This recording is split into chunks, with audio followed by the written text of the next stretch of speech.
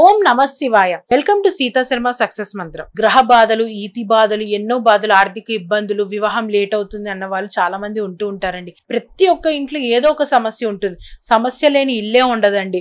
ఎంత హ్యాపీగా ఉన్నా సరే ఎక్కడో ఏదో చిన్న లోపం అనేది ఉంటుందన్నమాట. అందులో నుంచి ఓవర్కమ్ అవ్వాలంటే మనవంతు ప్రయత్నంగా కొన్ని చిన్న చిన్న పరిహారాలు అనేవి చేయాలని. ఇప్పుడు నేను చెప్పబోయే ఈ పరిహారం ఏంటంటే గ్రహ బాధల వల్ల, ఈతి బాధల వల్ల, లేకపోతే శని బాధల వల్ల, ఈ ఆరోగ్య సమస్యల వల్ల ఉన్న వాళ్ళకి చాలా చక్కటి రెమెడీ అండి. ఏంటనంటే శనివారం పూట మొదలు పెట్టాలన్నమాట. నేను చెప్పబోయేది ఏంటంటే శనివారం రోజు స్టార్ట్ చేసి రావి చెట్టు మొదట్లో ఒక ప్రమిద తీసుకొని ఆవు నెయ్యితో దీపారాధన చేయాలండి. అందులో ఏంటంటే ఆవు నెయ్యితో దీపారాధన చేసిన తర్వాత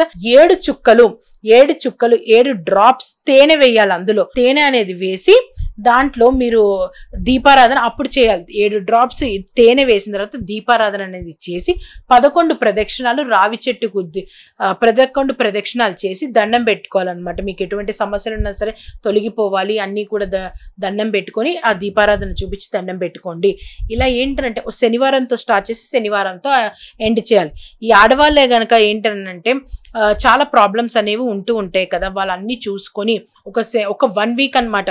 సాటర్డే టు సాటర్డే చూసుకోవాలి. టైం అని కాదు, గుడి ఎప్పుడు తెరిచి ఉంటే, రావి చెట్టు ఎక్కడ ఉంటే అక్కడ ఒక టైం అనేది చూసుకొని అప్పుడు వెళ్ళి రావి ఆకు పెట్టాలి. ఆ ప్రమిద కింద రావి ఆకు పెట్టి 7 చుక్కల తేనె వేసి దీపారాధన అనేది చేయాలి.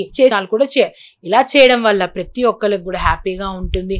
ఎటువంటి గ్రహ దోషాలన్నా తొలగిపోతే, శని వల్ల ఇబ్బంది పడుతున్నారనుకోండి, వాళ్ళకి అన్ని కూడా శని బాధలు తొలగిపోయి ఆర్థికంగా ఎక్కడికో చాలా మంచి పొజిషన్ కి వెళ్తూ ఉంటారు.